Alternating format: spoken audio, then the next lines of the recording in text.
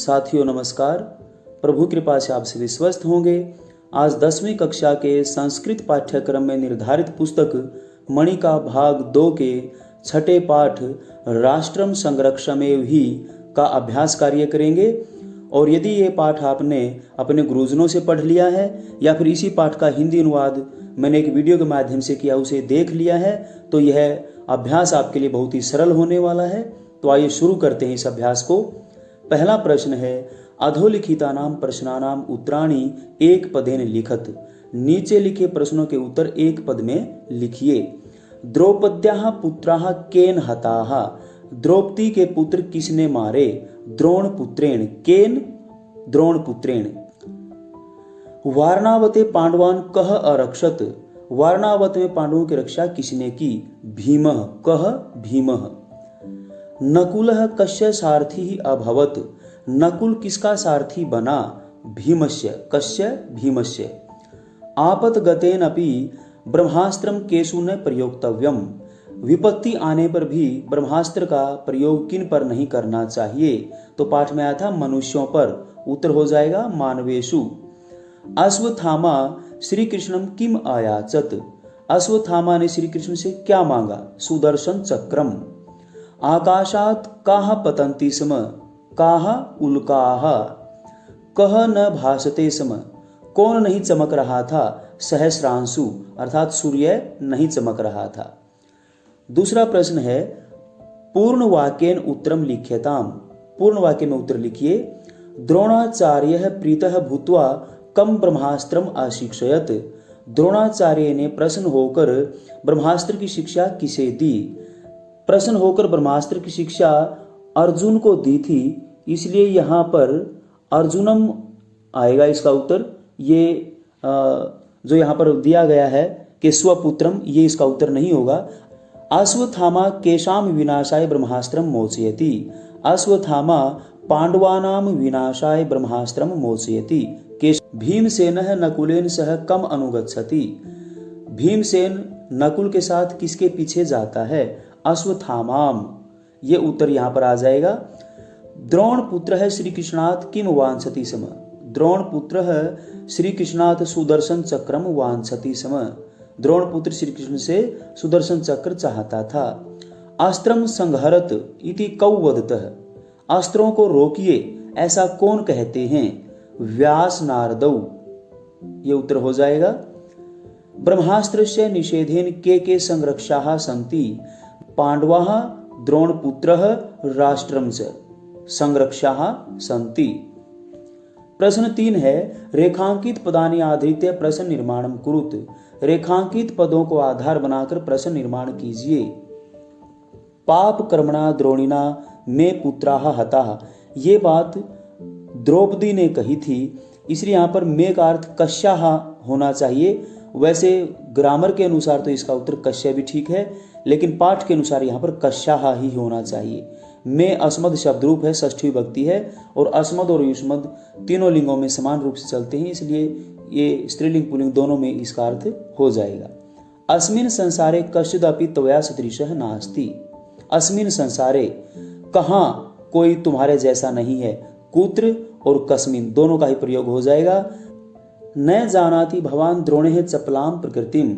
द्रोणे षष्ठी विभक्ति एक वचन, पुल्लिंग है कश्य। आचार्य पुत्रम सावधानम अकरोत। ये प्रथमा विभक्ति एक वचन है, पुल्लिंग है कह। प्रचंड ज्वालः अग्नि परितः प्रसरति। प्रचंड ज्वाल है पुल्लिंग, प्रथमा एक वचन, ये विशेषण है अग्नि का, तो ये इसके स्थान पर क्या हो जाएगा? कीदृशः। गगनात् सहस्रशः उल्काः भूमौ पतन्ति। उल्काः स्त्रीलिंग बहुवचन, तो क्या हो जाएगा यहाँ पर? काहा। प्रश्न 4 है, अधोलिखित प्रश्नान यथा निर्देशम उत्तरत। अधोलिखित प्रश्नों के यथा निर्देश उत्तर दीजिए। यह पठित गद्यांश, पद्यांश और नाट्यांश में और अपठित गद्यांश में भी इस प्रश्न को पूछा जाता है। 3 अंक का आता है ये, तो इसको ध्यान से समझें। युधिष्ठिरः भीमः द्रौपदी च रणभूमौ प्रविशन्ति। अस्मिन वाक्य क्रियापदम किम। यहाँ पर क्रिया ढूंढनी है, और क्रिया जो सामान्य रूप से है वो वाक्य के अंत में ही आती है, तो प्रविशन्ति यहाँ पर ये क्रिया है। वीर जननी त्वम शोचितुम न अर्हसि। अर्हसि मध्यम पुरुष एक वचन की क्रिया, यहां पूछा है कर्ता, तो कर्ता भी मध्यम पुरुष एक वचन ही होगा, त्वम होगा। आचार्येण कीदृशः अनर्थः कृतः अस्मिन् वाक्ये किम विशेष्य पदम प्रयुक्तम। ये पूछा कि यहाँ पर विशेष्य क्या है, तो यहाँ के आचार्य के द्वारा कैसा अनर्थ किया गया, कीदृशः कैसा, क्या अनर्थ, तो ये कीदृशः विशेषण है और अनर्थ है क्या है, विशेष्य। गगनात् सहस्रशः उल्का भूमौ पतन्ति, भूमौ भूमि पर, अस्मिन् वाक्ये धरायाम इत्यर्थे किम पदम प्रयुक्तम, धरायाम पृथ्वी पर, तो इसका पर्यायवाची क्या होगा, भूमौ। सकलम जगत ध्वस्तम भविष्यति, अस्मिन् वाक्ये विशेषण पदम किम, यहाँ विशेषण क्या है, तो संपूर्ण जगत ध्वस्त विनष्ट हो जाएगा, संपूर्ण क्या, जगत, तो जगत विशेष्य है, सकलम विशेषण है, तो ये उत्तर हो जाएगा। अस्त्र शिक्षा प्रदानात् पूर्वम आचार्य पुत्रम सावधानम आकरोत, अत्र पश्चात इति पदस्य किम विलोम पदम, ऑपोजिट वर्ड, पश्चात का अर्थ है के बाद, तो क्या हो जाएगा, से पहले, अस्त्र शिक्षा देने से पहले, तो पूर्वम इसका विलोम हो जाएगा। विशेषणों को विशेष्य के साथ मिलाइए, प्रश्न 5 है, ये तो सारे सारे विशेषण हैं और ये विशेष्य हैं। तो सव्येन आया था कि जब उसने अश्वत्थामा ने उसको उठाया सुदर्शन चक्र को, तो उल्टे हाथ से यानी बाएं हाथ से उठाया था, तो सव्येन पाणिना, ये इसका मिलान हो जाएगा। पाप कर्मणा द्रोणिना, देव दानव पूजितम चक्रम, सकला मही सहस्रशः उल्काः विस्मे समय, तो ये इस प्रकार विशेषणों को विशेष्य से मिलाएंगे। ये भी आपके पठित गद्यांश पद्यांश नाट्यांश में यथा निर्देश में पूछा जाता है, तो इनका पता होना चाहिए कौन सा विशेषण है और कौन सा विशेष्य। प्रश्न 6 है, श्लोकम आश्रित्य समुचित कर्मेण अन्वयम पूर्यत, श्लोक के सहारे उचित मंजूषा से उचित शब्द का चयन करके अन्वय पूरा करना है। यहाँ मंजूषा नहीं दी है, उनको भर दिया गया है, तो ध्यान से देखेंगे। जरूरी नहीं कि यही रिक्त स्थान आएंगे, रिक्त स्थान दूसरे स्थानों पर भी आ सकते हैं, दूसरे शब्दों के स्थान पर भी आ सकते हैं, इसलिए मंजूषा में जो शब्द दिए उनकी सहायता से भरेंगे। यदि आपको अर्थ पता है या शब्दों का सही ज्ञान है तो आप इसको यथाक्रम भर देंगे। तात परम आपद गतेन अपि त्वया रणे इदम अस्त्रम विशेषतः मानुषेषु न एव प्रयोक्तव्यम, नाना शस्त्र विदः ये अपि पूर्वे महारथा अतीताः तै एतत् अस्त्रम मनुष्येषु त्वं न कथंचन प्रयुक्तम्, पांडवाः त्वं च राष्ट्रं च सदा संरक्षमेभि महाभुज तस्मात् त्वं एतत् दिव्यम अस्त्रम संहर। अन्वय में जो शब्द छूट गए हैं उन्हीं को भरना होता है। यदि आप ध्यान से देखेंगे तो आपका एक भी गलत होने वाला नहीं है। प्रश्न 7 है, रेखांकित पदेषु प्रसंगानुसारम उचितम अर्थ चयनम कुरुत, रेखांकित पदों में प्रसंग के अनुसार उचित अर्थ चयन कीजिए। ये पाठ के अनुसार इन शब्दों का अर्थ बताना होता है, एक प्रकार से इन शब्दों का पर्यायवाची ढूंढना होता है। विकल्प 4 आते हैं, यहाँ 3 दिए गए हैं, तो जो सही शब्द का अर्थ है उसको चुनना है। पहला है किम इदम घोरम आपतितम, घोर होता है भयंकर, तो पत्रम भयंकरम दायित्वम, बिल्कुल सीधा सा उत्तर है यहाँ पर भयंकरम।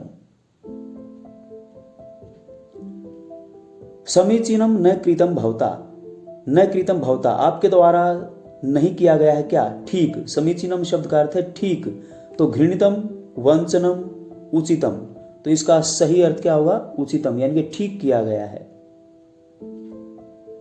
पवन स्तब्धः जातः, पवन वायु स्तब्ध है रुक गई है, जातः हो गई है, पवन रुक गई है ठहर गई है, तो यहां पर इन 3 विकल्प में से आरब्धः स्थगितः प्रदूषितः सही उत्तर होगा स्थगित। स्थगित का अर्थ है ठहरना।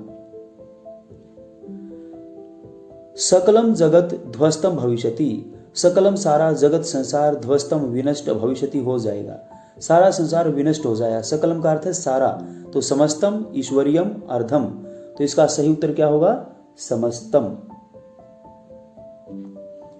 द्वादश समाह पर्जन्य तद राष्ट्रम नाभिवर्षति, 12 वर्ष तक बादल उस देश में नहीं बरसते, वर्षा नहीं करते। समाह का अर्थ है वर्ष, तो यहां पर तीनों में से क्या है, मासाह वर्षाणी दिनानी, तो सही उत्तर क्या हो जाएगा वर्षाणी। पर्जन्य है द्वादश समाह तद राष्ट्रम नाभिवर्षति, पर्जन्य है बादल, इंद्रः शक्रः मेघः। तो सही उत्तर क्या होगा इसका? मेघः। तो साथियों, इस प्रकार ये इस पाठ का अभ्यास था। आपको कैसा लगा? लाइक, शेयर, सब्सक्राइब करें। इस अभ्यास को देखने के लिए आपका कोटि कोटि धन्यवाद।